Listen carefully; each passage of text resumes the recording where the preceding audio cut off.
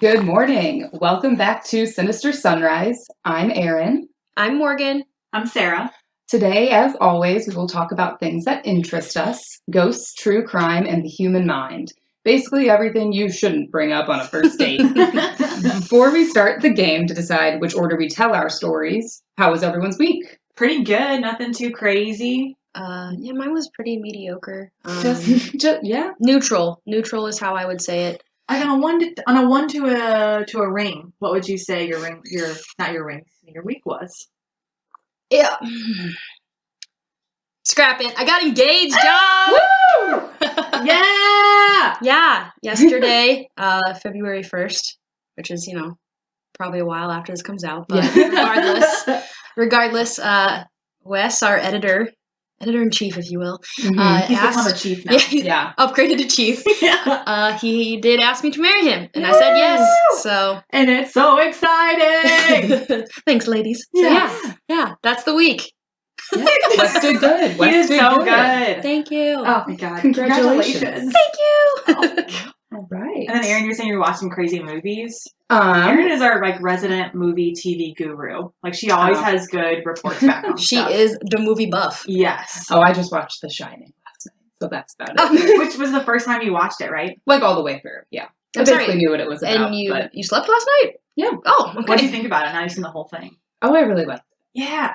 But I know it's not the same as Stephen King's book, and Stephen King didn't like the interpretation of it. So, I didn't know that. Yeah, there's just some different things to it, which I actually haven't read Stephen King's The Shining. Well, now that should be on your list. I haven't read, but I've already read Dr. Sleep, so I'm like, whew. I haven't read any of them. I have his It book, and I have a couple more by him, but they're just so big. They are intimidating. You know what I'm saying? Yes.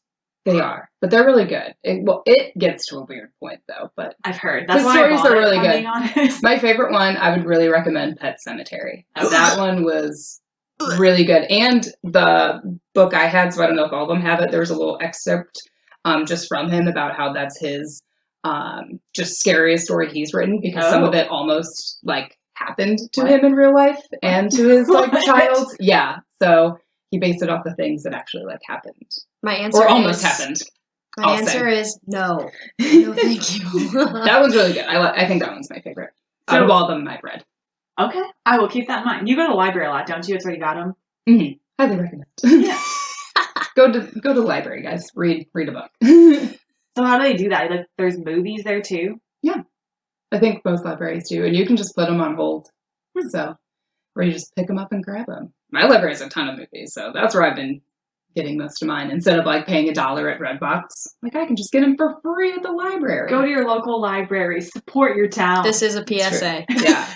Paid for by no one but ourselves. Yes. Hey. All right. Anything else happen with you guys this week? Or are we ready to get rolling? I have a trivia night, but that's not really exciting. So let's roll. Let's roll. Okay. So I chose the game for this day, and I had to bring it back to an oldie but a goodie. We're going to play rock, paper, scissors, guys. Hey! Yes. I've been working on my hand muscles. Let's go. A classic. All right. Wait. Ready. All right. You're going to give so many people Sorry. Are we going to do rock, paper, scissors, shoot? Is that our... Oh, I'm not a shooter. Just rock, paper, scissors. This is it's your game. It's your rules. Are we doing I'll do 1v1 or all together? All together, because then say if one person gets out, that person's last. You know what I mean? Ooh, okay. That person's last. So if Erin and I both chose rock and you chose scissors, you'd be out. And yes. We would be. But then if one person, say I have scissors and you guys have paper, so then you guys duel it out to see who goes last. It's about to go down. Okay. Wait, are we shooting or not? I say yes. I do the shoot. Can I do a test run? Rock, paper, scissors, shoot? Okay. Yes. All right. It's the Wild West in here, guys. All right. Unholstered. Take the safeties off. Hands are out. Guns are ready. Erin, count us down. Right. Yeah. Rock, paper, scissors, shoot. Oh. All paper! Save the trees. Use your hands as paper. Right. Rock, paper, scissors, shoot. Boom, boom. So now, Sarah goes. I was saying, choose your rule. I need to know. Well, Sarah wins, so she's gonna go first. All I but do now is we win, see win, who win, goes. no matter what. Rock, last. paper, scissors. I can never get enough.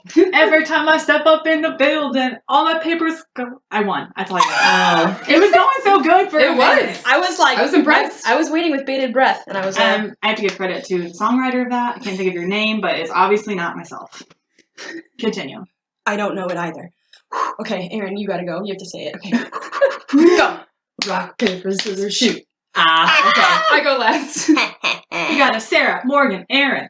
All right. That's our order. So, Is that what was last time? no, I wasn't last. 'Cause I it was you, I was last. then me. Yeah, your then Morgan. hellhounds were last. So could you stop winning? Thanks. Yeah. Jeez. As I've said a million times, all I do is win. I win at life. I win at this. That's fine. Thank you. That's all you need. You're Yes. up. All right. I mean none of that, by the way. I don't win all this. This has been unusually lucky. All right, Sarah. Well, if you are ready, you can take it away. Thank you, Miss Erin. So this morning, I'm talking about the bystander effect. Are you guys familiar with that at all? Yes, a little bit, but I'm sure I'm gonna learn a lot. No, that's all I Yes. had. We're going to talk about that. That's it. Great. Yeah. Great. Yeah. So, per usual, I'm going to give you guys the textbook definition, and then I'll break it down and make it a little bit more fun. Cool. But just to do the psych community a little justice, let's put it in their terms.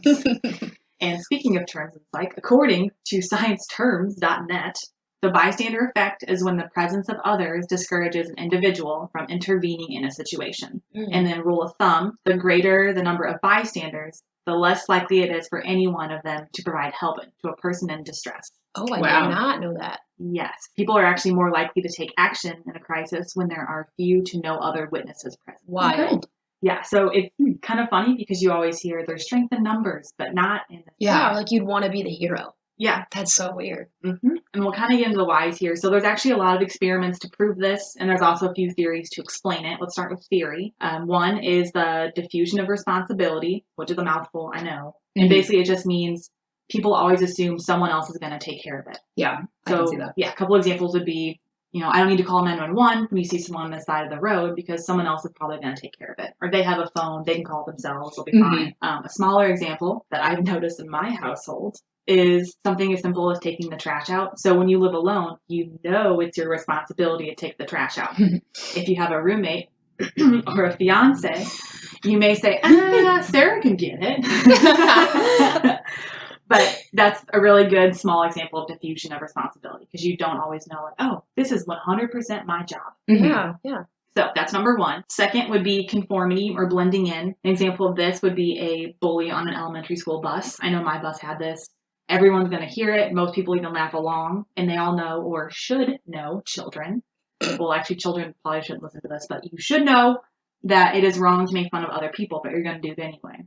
Like, we have friends that had Catholic grade schools. I know Carly and Brooke talk about it a lot. It was kill or be killed. I mean, no one actually was hurt, I don't think. But like if you had a bad bowl cut or you peed your pants, they're going to make fun of you for a long time because they don't want to get made fun of. Yeah. They won't live it down. Yeah, so that's kind of the conformity aspect of it. And then last would be fear for one's own safety. And a great example of this, but a really bad situation, would be the Holocaust. So people knew what was going on. They saw unjust treatment of others. They didn't do anything. And you can argue that some people did believe in the mission of Senor Hitler, but a lot of people were just kind of keeping their heads down for their own safety. Yeah. So those are the three reasons that it happens. There's probably more, but those are three main reasons. Any examples of that happened to you guys? Any of them? Well, I mean, I know you say like the diffusion. Can you just repeat that again? Diffusion of responsibility. That's it. That one. Mhm. I mean, I think it's interesting to hear you say that there's different levels of the bystander effect. That Mhm. something can be kind of, minor, like you said, Yeah. bully on a school bus or something of that nature. Definitely growing up, I hate to be thinking back on the sad times, but it's like in elementary school, like you may not be friends with that one person and they trip in the cafeteria and it's like, oh, everyone else is laughing. I'm either going to quietly laugh or I'm going to like excuse myself from the situation. I'm not going to go help that person. Yeah. I think that's like when you're that young, it's easy to just jump on the bandwagon. So definitely I've seen that and I've like experienced that in grade school and middle school, stuff like that. Definitely. Thanks, Miss Morgan. Erin, you got anything? Yes. So I think the one I've seen the most is maybe like adults or a couple kind of like arguing, getting heated. Maybe they're going out or they're at a bar, but since they're adults, you kind of just walk away from the situation. Like they can handle it themselves. Yeah. Hopefully it won't escalate any more than that. So. Well, it's actually kind of funny you say that. So something they bring up in this case I'm about to talk about is people just didn't want to get involved. Like, just leave it to the adults. So that's a good segue. I'm going to take it. So the bystander effect has been around forever. I mean, there's actually some instances in the Bible where they talk about it. Like, that's why Jesus says, love your neighbor. Like, don't just leave them out to dry. I didn't write down those examples, but They're in there. Yeah, they talk about it. No, I looked up Interesting. like the 10 most common examples, and that was in there. So Awesome. if you're interested, I'll post about that later. So it actually really blew up, though, in the 1960s. And this is when it was labeled and experimented on. And for all you psych majors out there, you're probably already knowing what I'm going to talk about. And it is the Kitty Genovese case. I will keep it brief because I'm sure you've all heard it. But for those of you who haven't, I'll keep it brief for everyone who's heard it. But if you haven't, this is pretty insane. So hold on to your britches. We're going to dive in. Oh, God. I'm ready. Okay. Okay. So Kitty Genovese was a young woman living in the Queens area of New York. It was in the 1960s, obviously. She was working 2 jobs. One was a secretary at an insurance office. I personally like to think it was a Mad Men situation, but I don't think that was it. And the second was a bartender/manager at Eve's 11th Hour Bar. So she was getting off from job number 2, and this put her in the streets around 2:30 in the morning. Oh. Yes, so it's late. You're in Queens, but she thought she was in a safer neighborhood. Like her and her her girlfriend, they moved into this Queens area because they thought it was safe. So while on her way home, Kitty was spotted at a stoplight by a crazed man, who I'm not going to give credit to by naming, and then he followed her home. This man approaches Kitty with a knife, so she is now running for her life to her apartment building, but he catches up to her and he begins stabbing her. Oh, my God. Yeah, so Kitty is screaming, and there's anywhere from between... So Kitty begins screaming, and anywhere between 2 and 38 people, depending on accounts, heard this attack. So there's some little controversy. New York Times reported 38. Now they're looking back, and people are only admitting to about 2. So it's anywhere between 2 and 38. Regardless, there was witnesses. Mm-hmm. Oh, my God. So, yes. People, they heard this attack. And one is kind of getting annoyed, and they leaned their head out their window and said, hey, like, leave that girl alone. Okay, I have heard of this now. Yes. After you said that, I know what you're talking about. I bet you're going to know exactly what I'm talking about. Man, so, I feel really left out. Don't you worry, I'm going to update you. So, someone leans their head out their window, and this spooks the guy. And so he flees the scene. No one does anything else. So Kitty is now alone. She's hurt pretty bad, and she's crawling in her apartment building. So it's the 1960s, so imagine it's not like an indoor building, like there's kind of a gate and you're going through the area. So she's, she's crawling in there. She doesn't have a cell phone, obviously, it's 1960. Yeah. 10 minutes later, she's still going slow. The attacker comes back for a second time. Yes, he comes back. I hate saying this, but he rapes her, and he stabs her, and he steals money from her purse. So after he finishes the job, he leaves a second time. A neighbor finally musters the courage to come outside and check on her. And she's like, oh my God, you're really hurt. Like, obviously. And she then calls the police, who arrive only minutes later. Kitty dies in the ambulance. So if she would have called the first time, Kitty would have survived. Yeah. Oh my God. And I know it's not this person's fault, but like, you got to take responsibility when you hear this. You know what I'm saying? Like, I'm a hillbilly myself, so. I'm sure that's like on their conscience, though. Like, yes. Wow, I heard this. Yeah. See something, say something. Yes. Oh And you can also God. kind of attribute it to being New York, so people aren't as close. Like, I'll get into those theories in a different episode, but there's a lot of things that tie into it. But really, this crazed kind of, it prompted people to start thinking, like, why do we not help people in need? Like, why did no one speak up? Why did it take an hour or however long she was out there suffering? So this case is crazy, but like I said, the craziest part is that no one called the cops. No one attempted to help, besides that guy who did say, get away from her, but then that's all you did. Right. So whether, like you said, whether it's 2 people, 10 people, 38, no one did anything. And they did interview people after the fact, like her neighbors. And a lot of them said exactly what I was talking about earlier, that diffusion of responsibility. They thought someone else would call, or they didn't want to get involved. Yeah. So that's the Kitty Genovese case. Bruh, my heart is like breaking. I know. And her, one of her brothers, they made a Netflix documentary, but by the time I did this research, it's not on Netflix anymore, called The Witness. Oh. So if anyone knows where to find that, let me know. I've been trying to track it down, but I can't figure it out. Definitely. Interesting. I'd love to watch that. Yes. Because of this documentary, it made people look a little bit closer at the article, first of all. Like, it probably wasn't 38 people, but people still heard it. So. Obviously, at least one person did. They stuck their head out the window. I'm very curious to know if that person that stuck their head out the window, like, saw it or just heard it. Because, like you said, it is New York. There's cars everywhere. There's a lot of people. So, like, even if they thought she was just in trouble, yeah, like, if you didn't see it, okay, I have like not as much understanding, but a little bit to you just saying like, hey, leave her alone. But if you saw her getting stabbed and did nothing, Mm-hmm. my brain is like, I can't right now. Yeah. Well, I used to live by Forest Park. You guys know that, Mhm. and it's in St. Louis for anyone who isn't from the Midwest. But I was woken up one time by like a blood curdling scream, and I couldn't tell if it was a nightmare because I do have those. And I remember I sat in bed and I was sweating, and I was just looking out my window trying to figure it out, and I didn't hear anything else, and I didn't hear like a car drive away. So unfortunately, I did exactly what these people did. I went back to bed. I was like, okay, it's probably nothing. Yeah, I feel like a lot of those people probably did the same thing, especially if they just heard it. Yeah. Like, granted, I can imagine her screaming, so maybe it's a little bit different, but I could imagine them like saying, oh, this sound was probably this, or it was this, and or a movie on those new televisions with the color. Yeah. Yes. Okay. Yeah. So this case was Crazy. huge because one, it should never happen, and two, like I said, it prompted social psychologist Bibb Lataine and John Darley to start creating experiments to figure out why this happens, which they did. I'm going to go over those with you. One was the headphone experiment, where they would put, you guessed it, headphones on someone and tell them they were listening to someone else in another room. What they were actually listening to was a pre-recorded track of someone faking starting to have a seizure. Whoa. Okay. Yes. So basically, we'd be a good example if we're all sitting in a room and, well, yeah, we'll do that first. So if there's 3 or more people in the room, hence 1, 2, 3, Morgan, Erin, Sarah, only 30% of the time would someone go try and get help. What? Yes. And if they're in a different room and we hear something. Is that what you're saying? basically, we all have headphones on. We're all hearing the same thing. Okay. Okay. Yes. Oh, wow. And we're kind of looking around each other and no one's going to do it. What? I'll get to that in a second. But if you're by yourself, you are 85% likely to try and get help. Even that number kind of scars me a little bit. Yes. Oh my god. Yes. Okay, and the second well-known experiment is the smoke experiment. And I actually have a video of this one. So, I mean, obviously you can't hear it, but just listen to the music on this. Like, I'm just going to try and lighten the mood a little bit. Oh my god. Basically, what you're seeing is this very 60s, 70s looking man. He has feathered hair, a white collared shirt, and some overalls sitting cross-legged in an old school desk by himself, and smoke is starting to come in underneath the door. And I got this video. It's called The Bystander Effect, The Death of Kitty Genovese. It's on YouTube.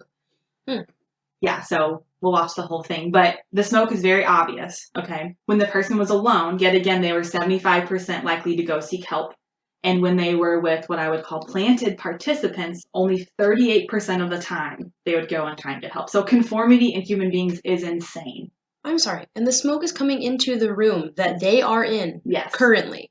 Yes, and what I will say is these planted participants, that just means, so say Erin's not in on the experiment, okay, but Morgan, you and I are, and we're told just to sit there. Oh. And like ignore it. Yeah, so we'll actually we'll look around at each other, like we'll kind of like, you see it? And keep just kind of going on our way, like it's probably not going to hurt us. And that's going to prompt Erin to just sit there for way longer. Yeah. So these tests, I think the same thing happened with the headphone experiment. There was like planted people. Mm-hmm. So they really tested conformity more than anything else. But it shows you that we'll sit there and like almost let ourselves die from smoke inhalation and not do anything. Oh my god. Yes. So humans are crazy. And that's why you should always take it upon yourselves to not be a bystander. Like, do not let this happen. If I see smoke, I'm running. I may not say anything, but I'm going to be like, I have to excuse myself and use the restroom. Yeah. Even there's like the save yourself aspect. I'm shocked that it wasn't more, or like I'm gonna be the one to jump into action to be like, hey guys, we gotta get out of here. Like that's why I like you guys. I feel like definitely you would be like, hey, something's not right here. Hey, you guys. Something feels a little weird. Yeah. Ugh, that's crazy. Yes. So the second small case I have, I'm bringing up because it is horrifying to me personally. And Morgan, I'm so sorry. This one's about animals, and I know we all love our animals. So it just shows that humans have been participating in the phenomenon of bystander effects long before it was ever labeled. So Thomas Edison killed the beloved Topsy the elephant back in New York. Yet again, I'm so sorry. Edison was basically trying to prove that his invention of electricity was safer than his arch rival Nikola Tesla's version. So Tesla's was an alternating current, and that's what Edison used on Topsy. He was petty AF, okay? Instead of just being like, I don't like your current, he used it to prove a point. On an animal? Yes, he did it on several other animals also, but this was What was the point of using it on an animal, though? So basically, because Tesla's was more powerful, it was more dangerous. And Edison's, I should have wrote down what his was. It wasn't alternating, but it couldn't kill anyone. So you Is should. what he said. Like the current. So like if I am Tesla's and I touch Erin with my wires, she gonna die. That's what they're saying. And if I touch her with Edison's wires, she's just gonna be like, ooh, like a little bump, like ooh. Now I'm awake for the morning. Who needs coffee? Yes. That's what he was trying to show. Cool. Okay.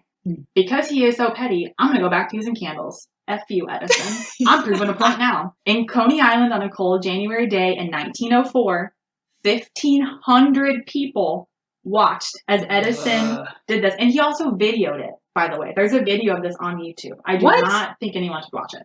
But there is a video of this execution using 6,600 volts of Tesla's dangerous alternating current on poor Topsy.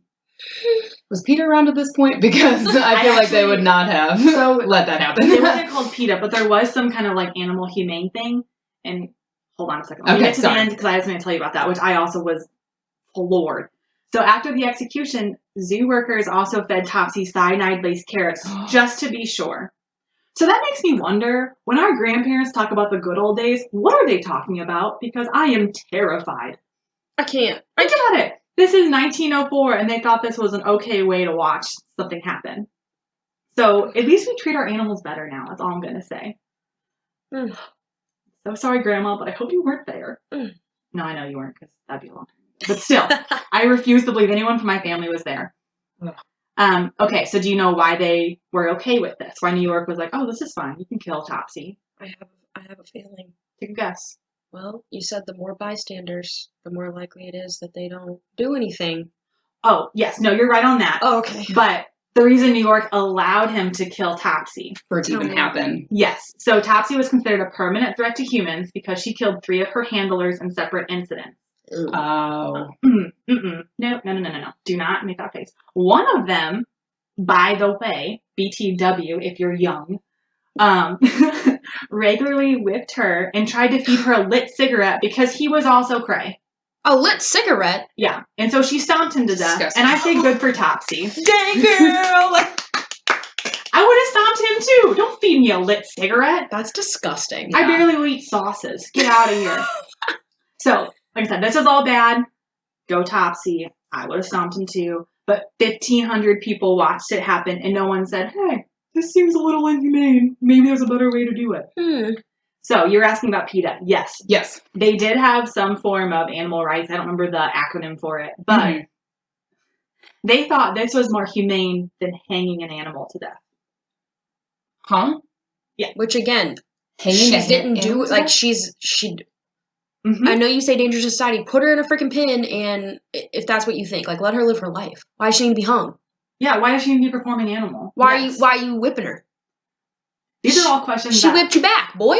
That's what I'm saying. Like, if you don't treat animals with respect, why do you think they're gonna disobey you? Especially, I'm no animal trainer. I just like animals, and I like people. It's an elephant, okay? That is the world's largest land mammal. Aren't they supposed to be really sweet too? Yeah. Well, when you feed it a lit cigarette, now we know what happens. And when you whip it, like I've seen what's that movie? Dumbo? No.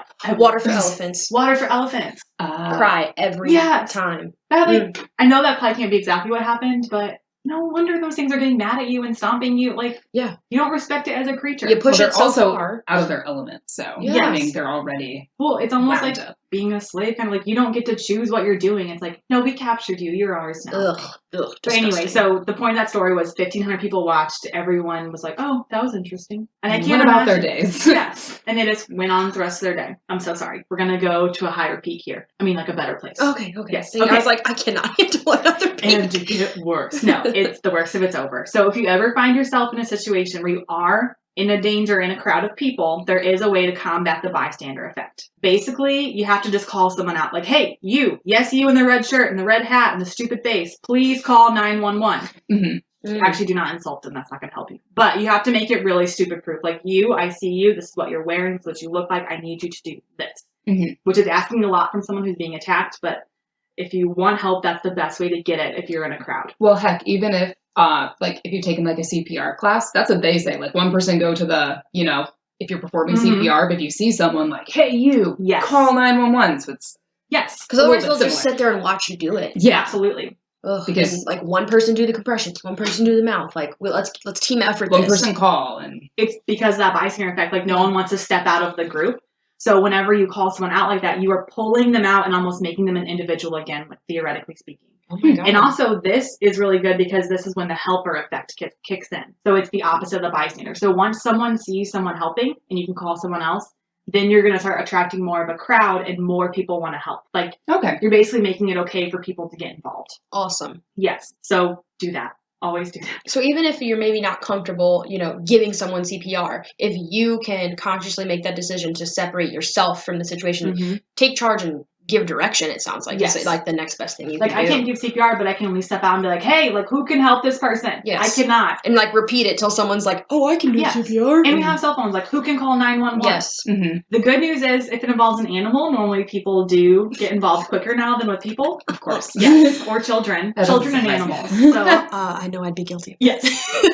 Yes, I was listening to Brain Boggled, I think it's another podcast, and they were talking about there was a dog on the side of the road, and like someone called 911, and they're like, yeah, we've already gotten like 13 calls, thank you. Whoa!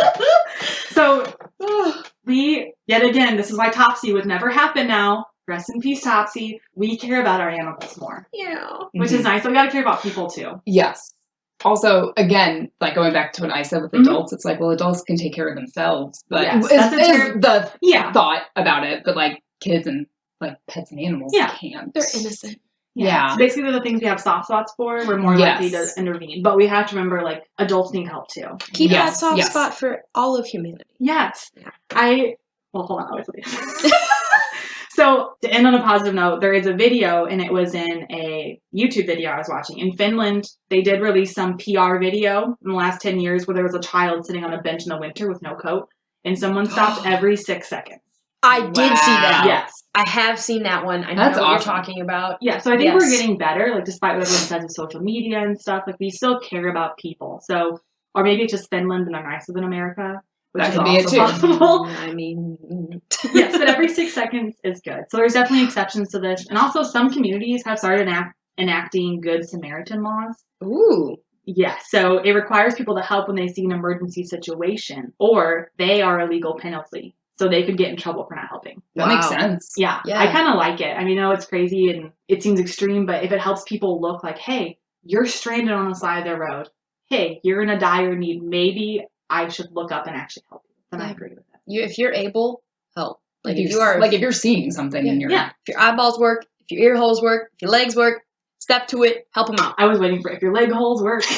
or at least call the cops. Like, Yes. At least make Well, sure they're aware. We're on our phones all the time anyway, so you can at least call 911. Even if you think someone else has already done it, you should do it. So, to end this, I would like to challenge all of you to do that.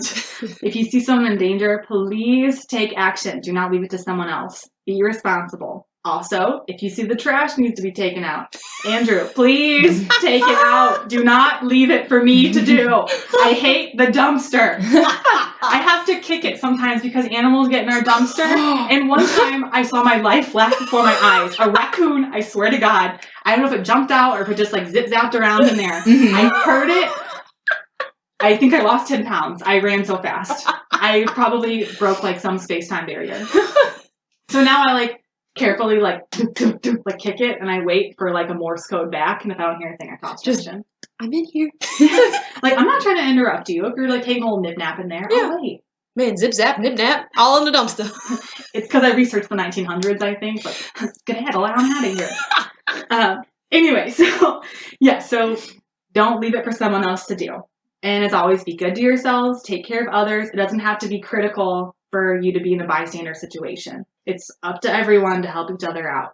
In the words of Jackie Moon, everybody love everybody. That's my bystander effect. Any thoughts, you guys? Oh, That was good. I Thank think I you. learned a lot. I learned so much, and thank you so much for ending on a positive note. I definitely was about to shed a little tear for I that know. little baby elephant. It just- That's so sad. I was reading it and I couldn't believe that many people watched it and didn't think anything was wrong. Wild. It is wild. People are so crazy. Like, we conform so quickly, and it's not our fault. Like, it's just like kind of embedded in us. But okay, so I'm out of words. Miss Morgan, are you ready? Oh yeah. Okay, I'm handing it off. Okay, so my topic for this week, I guess I have crypto fever. I don't know. Mermaids. Oh yes, Yeah. yes. So something very near and dear to my heart. Hellhounds. I just needed to throw those facts at ya, learn ya, educate ya. This week, I'm not going to sound heated, but I'm gonna give you some facts that I hold to my heart as fact. Okay. Not opinion, fact. You heard it here first, people. Heard it here first. All right, so I do have to ask, and you can answer honestly. I will not judge. Do you believe in mermaids? Ooh, okay. No, I think, hear me out. I'm listening. I think they were real hundreds of years ago, but I do not think they're real now. Okay. I don't think they're real at all. Okay, so good point, Sarah, and kibosh. Fine. All right, that's fine. Friendship ruined. No.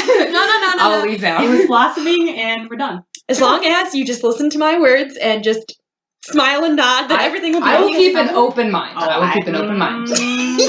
I think we already know what she thinks. No, Here's my, after watching a documentary many moons ago, I have held facts that facts that they told on the documentary, not a mockumentary like a lot of people think it is, documentary. I've held those facts in my brain for many years. So here we go. So the big fact that I took away from it, and is true, we've discovered how much of our ocean, not even like a freaking, like a very small percentage, right? Correct. Like 50 or less. I thought it was like 20 or That's what I'm saying. Yeah. Like, I don't want to throw, I don't know the real number. I'm really bad. I make up my own facts sometimes, and Andrew catches me all the time. He's like, "Where did you get that fact?" I'm like, I may have just said it, and then I thought it was true, and now I'm quoting myself. Girl, I thought you meant on the podcast. I was like, No. On this podcast, I research it, but in like my normal life, I will be like, "Oh yeah, people say this," and he's like, "What people?" I'm like, "My people." You don't think I said it? My friends. And they may have said it because I told them. Right. But I think 30% or less. Okay, so that a rough number, Yes. 30 to 50% is undiscovered. Okay? Mm-hmm. What's out there? You don't know. They're discovering new species of every animal every day. Okay? So hear me out. They may still be in the depths of our ocean. We're getting major politician hands from Morgan right now. I'm just passionate. Okay. I did not have relations with a mermaid. Oh my god. I'm sorry, if you could see it. I feel like I am really being sold this fact, okay? Yes. Oh, I'm crying. All right. Here we go. So, the other thing that the documentary brought to my attention, which I did not even think about. So, Erin, prepare for your mind to be blown, okay? Just listen. I'm waiting. So, scientifically, we all changed over time. We developed from apes, evolution, okay? That's a thing. What if, instead of all of the apes being on the land, what if some of them learned how to survive in the sea? Okay, to branch off of this, I have seen something about this, and it basically said all human life started as like germs and like the little stuff, and then either we started in the sea or we started on land, but like there wasn't. No. Okay, so we started in water, like with all the germs and everything. They call it like anta something. Okay. Insert a science word here, Wes. Just paste over some. Here's some words coming in, like mitochondria. Can you make me sound smarter than I am? And basically it said like some of us, like because water, like not the ice age, but way even before that, like our earth was going through so many things. So water was becoming less and less. So some things had to learn to survive on land. Like that's how you see tadpoles, they start in water and they move out. But only half of our ancestors were like, hey, I heard there's this new place on land, we're going to go try and settle. And the other half was like, no, the water's great, we're going to stay in here. Hence like how fish and mermaids happened and how apes and humans can also survive in the same timeline. You said fish and mermaids. I'm just going to point that out. I said that for you. Thank you. So, but I don't remember what this is from, so I can't really quote what it was from. I'll look it up and we'll post it. So these are your facts that you're telling me. These facts, like you say. I'm trying to be more on myself. I gotta remember where it is, but I do remember watching like a video. Like it was almost like, and then this happened. So again, I'm sure if and when we get listeners who want to comment on this, I'm sure they have. please real be words. gentle. Please be gentle with my heart. I know there's real science behind what I'm about to say, but please don't break my heart. I just got engaged. Be gentle to me. So To a mermaid. think about it. People have webbed toes sometimes. That's a thing. You're right. There are weird fish with feet. I'm just saying. Huh? I've never heard You've never of seen that? No. There are these like red fish, and they have big lips, and they have little feet underneath their bodies that walk across the floor, like So frog feet. They're Dolly Parton, little red, big lips with little feet. Yeah. Do they sing country 9 to 5? If you listen very closely, Jolene, Jolene, Jolene. You hear it, bottom of the floor. I'm looking this up. These fish. Go ahead, please. Keep Look them up. talking amongst yourself. I just want to see them. Okay. Small red fish with feet. Fish with feet. Google it right now. Is it called a gara? Sure. They got feet. They got feet. They ain't got feet. That's not it. Okay, fish with feet. Okay, there. It's there. Trust me, it's real. Okay. I caught one in Florida. Ask my dad. Oh my god. And then what happened to it? Oh. We tried to bring it. Oh, this thing is ugly. I'm telling you, that's Ew. one of them. One. There are Ew. more than one. Anyways, so see, it has feet. I'm just saying. Not natural. People with webbed toes. Some of these fish are looking hella spooky. Erin, this looks just like you. Oh yeah. Damn, some shade was thrown. I'm leaving. I'm leaving. This one's got Bye. little booties on. Aw, it's a cartoon fit. It's a cartoon trout with boots. I love it. Can that be the picture for this episode? Okay, I'm screenshotting. Thank you. So, my biggest thing is no one that I have read can prove why, when we are in water, why our fingers and toes prune up. But there have been studies, and they show that it's to grip things better underwater. How does our body know how to do that? It's because at one point, our ancestors may have come from the ocean. Okay? Think about it. If we made tools to hunt fish under the water, we had to be able to grip that spear with our wrinkly ass fingers and stab our fish. We had to be able to pick stuff up off the bottom of the ocean floor and hold on to it, not lose it. Could have been our money, our prize. Okay? Ain't So no dollar bills underwater. they're but coins. They had their own kind of currency. Okay. I'm following you down the rabbit hole. So, thank you.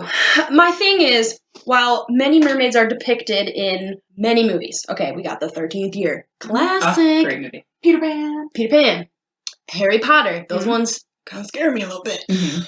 But there's lots of different types. But just like there's lots of different types of humans, okay? Fair. Maybe there are mermaids who are mean, and maybe there are mermaids who have seaweed hair, and maybe What there if are... they just had a really bad day? Can we really write them all off as being mean? Exactly. I'm not a mean person, but I have my bad days. Mhm. So, I know this was a very short segment.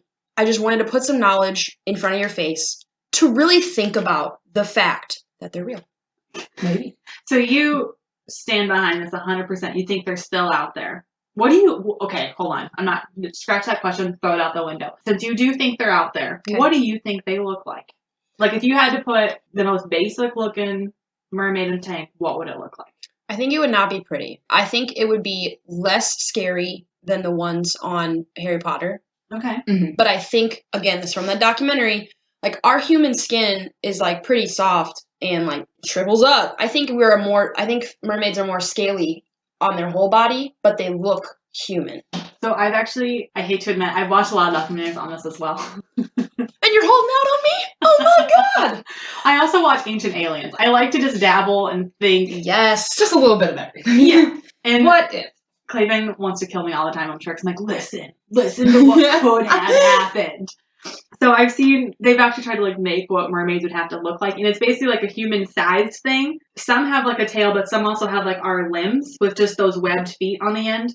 And they look kind of like aliens. Like their heads aren't big, but there's like no hair on top. It's all scales, but you can see like the outline of like a human face, but their noses are different, like a fish's nose. Yeah, I think they're definitely more fish. They're ugly, but Mhm. just because you're comparing it to like what we now consider beautiful. Yeah. Like if you're looking at it compared to a fish, you can see like where that bridge would be. Yeah, Mhm. and I mean, you know, if the theory of this documentary is like, you know, the apes, okay, that's where we came from, and they split, you know, maybe not 50-50, but some in the ocean more, some on land more. We've come from apes, as far as science can say. Unless you believe in the Jesus Yeah, theories, and like, to each their own. right. let's pair science and religion. That's fine, but this is one aspect of it. Yes, Mhm. this is the road we're traveling. The majority of humans have lost majority of their body hair. So I feel like if the apes were in the ocean, they would lose the majority of their body hair. If so I maybe could they go ahead and evolved. lose the majority of my leg hair, I would be happy.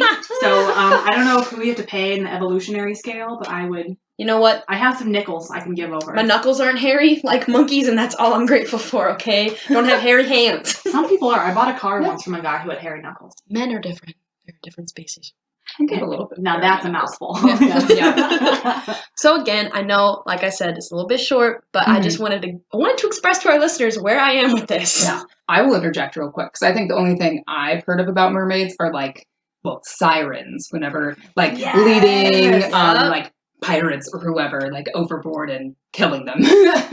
Yeah, I mean, maybe that, again, a different type, a species of mermaid. Maybe there are evil kind. I'd like to think I was a siren in a past life. Ooh, girl, that's getting a little bit deep. Mm-hmm. Not as deep as the waters I lived in as a siren. Yeah, if mermaids, you exist. If. That's a big if. I don't think it's some Ariel Disney type mermaid. See, we've already got you down the right path, Erin. All right, if they do exist, there's no way they look like that because A, they would have to have gills. Because if they had a face like Ariel, you couldn't breathe underwater, first of all. Second, if you're coming up to the surface, we would know you're real. You'd be like a whale. Yeah. I mean, like, not people aren't whales, but like they come up to the surface so often. Breach. So they'd have to look fishy. I know, again, I know it's brief. There's so much facts, and thank you for bringing up the siren piece of it. But there's. Can you give us a siren song? No. Erin, you want to give me one? No. I want to see if I can be lured. You know what? Excuse me, ma'am. Yeah. I will not do it again, but I sang, the fish sang Jolene to you earlier, so there's your siren song. I was lured out of my chair. Oh my god. Oh my god. You were lured to pull up your phone and find what I looked like. If I were a fish with feet. You know what? If nothing else, you learned what a fish with feet looks like. Thank you for that, Morgan. You're quite welcome. You're quite welcome. Thank you. So, yes, that was my story for my engaged brain. And, yeah. With that, I'm going to let Erin take it away with her true crime. Woo! Thank you, Morgan. You are quite welcome, Erin. All right, guys. So my story today, I will be talking about the murder of Ken Rex McElroy. I don't know if you guys have heard of this one at all. No, the only McElroy I know is, well, no, I don't know. Okay. I'm learning a lot today. No, Jimmy McElroy. All right. From Blades of Glory. Jimmy Curl. That's loosely based on my life. No, it's not. Well, this story is not about him. Thank God, because he has gorgeous hair. And the story is pretty crazy, so I will just get right into it. All right, first, my sources. I used Wikipedia. I used a Patch.com article titled "Who Killed Ken Rex McElroy? Town Keeps It Secret for 38 Years" by Beth Dolby. I watched a BuzzFeed Unsolved episode on YouTube called "The Strange Killing of Ken Rex McElroy."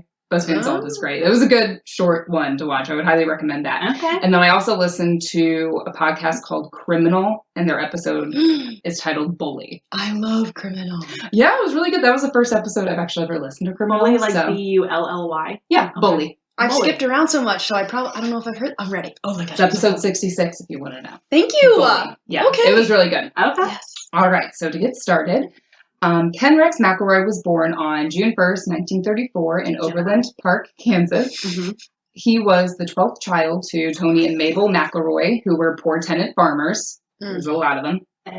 Wait, I'm sorry, what year is this? He was born in 1934. Okay, that adds up. At some point, as the family was moving between Kansas and the Ozarks, they settled down in Skidmore, Missouri, which had a population of only like 430 people. Dang. Now it's 438? No. What's 30 plus 12? 42. Oh my god. Plus your parents. 44. I do payroll. It's really sad. Yes. When McElroy was in 5th grade, he began bullying other kids. Typically, he would bully kids whose parents were more successful farmers who had a better means of living than his family did. At the age of 15, McElroy dropped out of 8th grade, and he started committing some petty crimes. It was also mentioned that when he was 18, McElroy may have suffered from chronic pain and a head injury when a steel slab at a construction site fell on him. Well, I would say that would cause some pain. Yeah. Yes. The BuzzFeed Unsolved episode was the only thing I had heard about from that. So just keep that in mind. That's the only place I heard it from. Okay. McElroy made a living by trading and raising dogs and leasing land near his farm. Okay. He was also suspected of numerous counts of thievery, of grain, alcohol, gasoline, antiques, and livestock. Over the next 20 years, his alleged crimes would escalate to robbery, arson, harassment, assault, and rape. Ooh. However, he was able to avoid all charges with the help of his Kansas City lawyer, Richard Gene McFadden, usually due to witnesses unwilling to testify because they were afraid of McElroy and what he may do to them if they did testify against him. So he's just a bad guy. Yes. I don't like him one bit. No, you will not like him at all. Oh, God. So if charges were brought to McElroy, he would stalk the witnesses planning on testifying against him just by following them around town or parking his car and waiting outside of their homes. Oh my gosh. Mm-hmm. All I want to know about stalkers is, like, do you not have a job? Like, how are you paying for all of this stalking? He's leasing his farmland. Come on. Yeah, he's getting. He doesn't have a real day job. Let's go. He's training those dogs at night. Let's go. I train them to stalk people. I like it. I like one bit. Attack dogs. Because of McElroy's notoriety, the people of Skidmore would typically turn a blind eye if they noticed that any of their property or agricultural goods were missing. They just didn't want to mess with him at all. He was that scary. Yeah. Oh my good Lord. He was also known as being a womanizer, and he preferred young girls around 13 or 14, which is just disgusting. Excuse me. Excuse me. I need to go throw up. Oh. Yeah. Oh, disgusting. No. And if he was walking in town, parents would steer their daughters away from him. So just to kind of paint a little picture of McElroy in your head, he was also 6 foot tall and weighed around 270 pounds. Oh. So this is a big guy that you probably would not want to mess with. And you wouldn't want your little daughters hanging out with him. Nope. Harry McLean, a lawyer and author, described McElroy in his book In Broad Daylight as, quote, very cunning. He knew which people to pick on, the weak people, and he followed through in his threats just often enough to make people believe he was going to do what he said he was going to do. He had a legendary status, and it all got to be bigger than he was. Somebody would hear his name, and the legend grew bigger. When he got off on a trial, it grew even bigger. It went beyond just hammering people and being mean-spirited. He neutralized an entire criminal justice system. End quote. Whoa. That's a really good example of the bystander effect, though. Yeah, no one's speaking up because they don't want to be scared. Yeah. Mm-hmm. Yeah. Wow. And it doesn't get any better. So, all right. Sorry. We're braced. That's fine. Let's go. Trina McLeod was 12 years old and in the 8th grade when McElroy began stalking her. McLean said that McElroy would follow her around town and knew what school bus she was on. Oh, he was, my God. So wait, I'm listening. Never mind. I'll have a question in a minute. He was even able to pull the school bus over and demand that Trina get off and go with him. And everyone in town knew what was going on, and no one was just able to stop it from happening. My daddy would have got a shotgun. No. So, okay, these girls, this answers my question a little bit, but I just want you to verify. Yes. It's not like he was this hottie, bad boy type that all the 13-year-old girls like, ooh, dad's going to be so mad. Like, he was making them date him. Yes. I hate it. Yes. 2 years later, Trina was pregnant, and she dropped out of school to live with McElroy. No. And at this point, articles said different things, but McElroy had anywhere from 10 to 15 children with different women. And at the time, he was living with his third wife, Alice. In order to escape a statutory rape conviction, he divorced Alice and married Trina. Because that's better? Just so he could escape conviction, he'd been doing it. Oh, poor girl. Yeah. And Trina was the only witness to the marriage, so I don't know if that even counts, but he apparently forced Trina's parents to consent to their marriage since she was a minor to get out of that charge. Well, and they're going to have So grandbabies. I bet it seemed more like the better thing to do, like when she's got a husband. That's such a sticky situation. That's terrible. Yeah. At one point, Trina and Alice flee to Trina's parents' house 16 days after Trina gave birth to her child to escape from McElroy.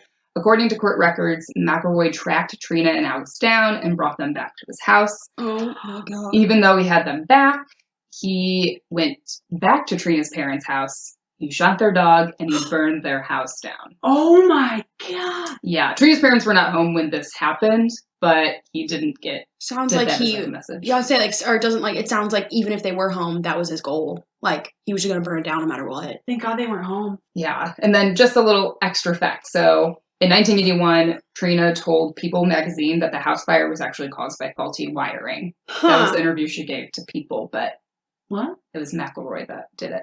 Yeah. So she was covering for him? Yes.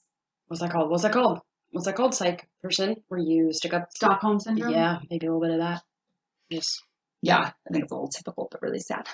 So, after that, McElroy was arrested for arson, assault, and statutory rape in June of 1973. However, his arrest was short-lived since he met bail, which was $2,500. So in today's money, that would be a little less than $15,000.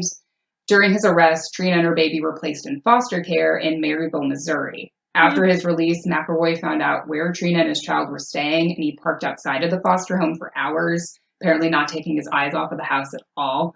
He even told the foster family that he would be willing to trade girl for girl, claiming that he knew where their biological daughter's bus route to school was. Oh my What god. crazy. Oh my Yes. god. My brain is like This is just like the throbbing. tip of the iceberg, guys. You don't even know. no. Mm-hmm. I'm glad I had a cup of spooks this morning because, oh my god. Okay, go on, I'm listening. In 1976, McElroy was charged with assault with intent to kill after shooting Romaine Henry, a farmer who lived a little outside of Skidmore, twice in the stomach on Henry's own property. Oh! To escape conviction, McElroy found out where the jury members lived and put rattlesnakes in their mailboxes. There were even a few people who said they witnessed McElroy on Henry Street that day, but McElroy denied the charges, claimed that he was never at the scene of the crime. Of course he did. Of course.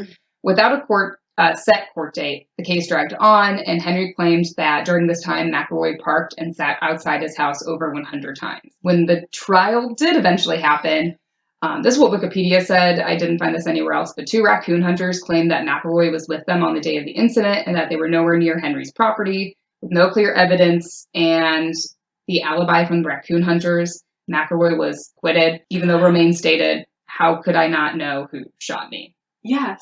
So he was never charged. And they shot him in the stomach. It's not like they shot you 2 in your times. head, so you're gonna forget. Like, Yeah, because like, even if you survive, have brain damage or whatever, like he's thriving. and that's a miserable place So to this- get shot. The yeah. stomach. Yeah. Ugh. Mm-hmm. So he's God, just he sucks. So I being wonder able who to these get out of raccoon everything. hunters were. Like, were they his friends? Were they? Did he have friends? I don't know. Again, like I said, Wikipedia was the only place I saw that up. So take that as you will. In 1980, McElroy had his sights set on another target to torment, 70-year-old local Skidmore grocer Ernest Bo Bowenkamp. In April of 1980, McElroy's youngest daughter was allegedly accused of taking jawbreakers from their store that she had not paid for, and she was asked to return it. Okay. So there was kind of a little, like, accusations and confrontation. In his interview with Criminal on the podcast, McLean said that when McElroy heard about that accusation against his daughter, he went to Bowenkamp's store and got into an argument with Lois, Bowenkamp's wife. Mm-hmm. Lois, however, wasn't the type of person to just back down, and she was just Yeah, arguing Lois. right back to McElroy. At one point, McElroy said that he would never buy anything from their store again. So I'm not sure what day this happened, but there was an instance where McElroy went to the store to buy cigarettes, and Lois threw his words right back in his face, saying, "I thought you were never going to buy anything from the store again." Yeah, that's my girl Lois. Which just made McElroy even angrier. Is Lois still alive? That's a good question. We I'm need to not get a drink sure. with her because she sounds like our type of gal. Don't know. Eventually, Trina and McElroy left the store after that confrontation, but not for long. When Bowenkamp and Lois closed up for the night and were ready to leave, McElroy was outside waiting for them. Of Oh course. my god.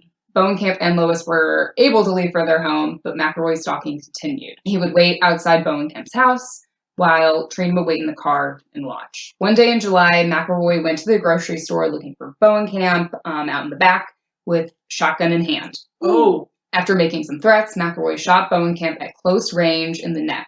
The bullet only 3 inches from piercing his head. Oh my god. Did he live? He did. Yeah. There you go. Sorry. He did. Bowenkamp survived the shooting, and McElroy was arrested and charged with attempted murder by Missouri State Highway Trooper Richard Stratton. McElroy was taken to jail, and a preliminary trial date was set for August 18th, 1980. But after only one night, he was free to go after posting bail. Why do they even give this man bail? I will say though, like that money, the conversion that you did earlier with the amount, it's a fair amount of money back then, and he's still posting it. Like that's But where's he wild. getting Well, it? and it's his lawyer's helping him out too. He had a good lawyer. His lawyer's probably scared too. Yeah, on Yeah. on the BuzzFeed Unsolved episode, it said that McElroy would boast and brag about how his lawyer was a mob lawyer, apparently. So, I mean, he's able to get him off on all these charges. He's a pretty good lawyer, I will say. Yeah. That's true. All right. Yeah, so who knows if that's true, but he had a good lawyer. If you've learned nothing else, be really careful when choosing your lawyers. Mm-hmm. You want to get a mob one. That's what I'm finding out. Mob one. So it would be months before McElroy's trial would happen, Okay. but that didn't stop McElroy from terrorizing the Bowen camps. They were terrified of him and what he may do to them if their paths ever crossed. Joyce Mont, daughter of Bowen Camp, told Harry McLean that there were so many nights Dad couldn't go out and mow the yard or water the flowers because there was a truck parked down the street and they were watching the house. McElroy would just sit and glare at you, just stare at you, and you'd never know what he was thinking. I have goosebumps, like full. Oh my God! You know what? Ready to bring this full circle? It's like a hellhound. Whoa. Just It's like the way you like the stalking. It just like reminds me of that. Ugh. Mm-hmm. I don't know. It's just Evil? terrible. Just evil? Just Yeah, evil. Just Yeah. evil. So family and friends were able to help out the Bowen camps and keep tabs on McElroy, and they were able to inform the Bowen camps about his whereabouts. That's nice. There was an instance where McElroy fired a gun on Evelyn Sumies, who was the clerk at the grocer, her property, and she told the town marshal, Dave Dunbar, about it. Dunbar tried to talk to McElroy about the incident, and he just pulled a gun on him. Yeah. So he tried to seek help from the sheriff's department, Dunbar did, but officers told him they wouldn't be coming to help him and that he should just walk away from McElroy, and the next day he quit. Good. Whoa. I would too. Yeah. Then what's the point of your job if you're not going to uphold any kind of law or justice? Mhm. I know you're scared, but that's your job. Yeah. Call in more backup, do what you got to do. Yeah. So you can definitely see how people are starting to get fed up with everything. About time. Yes. A second-degree assault charge, McElroy's first ever felony charge, was handed to him by prosecutor David Baird in the summer of 1981. There you go. Baird was only 3 years out of law school and newly appointed as prosecutor, a couple months before, but he was able to convict McElroy of a crime, which no other prosecutor at that point had been able to do. Dang. So that's There pretty you go. awesome. Yeah. However, Baird was only able to convict McElroy by lessening his charge from attempt to kill to knowingly caused serious physical injury, which I feel like they're very similar. So I don't, just the wording Maybe is crazy. the sentencing is different though. Yeah. But isn't that crazy though? Yes. You can shoot someone, but yet two different things could give you two different charges. Anyways, that's my At least little he got piece. something. Yes. Well, Erin. you don't get your hopes up too quick. The maximum sentence was set at 2 years, which he didn't end up serving due to the judge releasing McElroy on a $60,000 bail bond pending an appeal. That's what. So You're just giving him money. I can't. Yeah. That's Was how he they in the mob? How does he have this much money? make. because he's stealing things and getting money, you know? Oh, I forgot he's an all-around bad guy. He's Yes. not just a stalk. Okay. So yet again, he was freed from prison pending his appeal. McElroy was able to escape the justice system and was free to roam Skidmore and wreak havoc on the town as he pleased. The next day, many townspeople saw McElroy at D&G Tavern, a local bar in Skidmore. McElroy, with rifle and bayonet in hand, sat at the bar and gloated about finishing off the Bowen camps. Word about McElroy at the bar spread, and the townspeople gathered together to figure out what they could do to just stop McElroy from hurting anyone else. Okay. And people who witnessed McElroy enter D&G Tavern with his rifle told the county investigator about it in hopes that the appeal bond would be reversed since he's breaking it. I'm sorry. So they went against the bystander effect. Bum, bum, bum. About dang time. Even though McElroy was arrested, he was quickly released, and his hearing for the appeals bond ended up being postponed for July 20th, 1981. After hearing about this decision, the people of Skidmore were pissed, Good. since nothing's getting done. They're very calm people if it took this long to get mad. Yeah. On July 10th, 1981, dozens of townspeople met at Skidmore's Legion Hall and met with Sheriff Dan Estes and the mayor to discuss how to legally keep McElroy from harming anyone else. They're still trying to figure out what could they possibly do. I've heard To it's stop him. called prison. I was like waiting so hard for you to say. I mean, I don't. That's it. I don't When want the to justice system works. When it does. Yeah, I don't want to hit like a right in the nose, but there is like a place where they hold bad people that are dangerous to society. The penitentiary. Yeah, it's the penial system. Like the penis system. Like, why don't you just jail this man? I know it's harder than that. I understand. Yeah. Well, I don't, but I get it could be hard. A lot of red tape. But yeah, I should have been in jail for a lot of things. Maybe So- just like a pig pen. I would That would suffice on his own property. Just pin him in. Electric I don't fence think around he'd his stay house. there. Stacked pins. I'm done. Go ahead. While the townspeople gathered, McElroy and Trina kind of heard that the townspeople were meeting, so they went to D&G Tavern to grab a drink. Sheriff Estes warned the townspeople not to confront McElroy, and he left town in his police cruiser. Don't know what he left for, but he left town. And the only advice he really gave the townspeople was to start a neighborhood watch program. Nothing else is working. Stalk the stalker. So I would Sims this man. I would take the door off his house, so all he can do is be stuck in there until he withers. Just loops. Yes, because I can't break windows in Sims. That sounds terrible. That's really dark. He's terrible. He is terrible. I didn't say it had to be a small house. It can be big, but he's going to His stay in there. activities to do. Yeah, we'll give him like some coloring books. There's TVs you can put in the Sims. Aw, that's nice. Yeah. Well, word around town traveled quickly, and once the sheriff left, some of the townspeople began to make their way to D&G Tavern, where McElroy was. So kind of half of them, half of these men start filing to the bar, half of them stay outside on the street. According to reporters and reports of the day, Trina said that a group of men followed her and McElroy out of the tavern. Getting into their car, McElroy lit a cigarette and started it up. Trina claimed at this point she kind of turned her shoulder a bit and spotted a rifle aimed at the truck. Ooh. So shots start firing all at once. Trina jumps out of the car and she said that she was led by a man away from the gunfire to a nearby bank. McElroy was shot at multiple times and hit twice. Oh my God. When Sheriff Estes and state troopers arrived at the scene when they came back, the only sound that could be heard was the engine from McElroy's truck.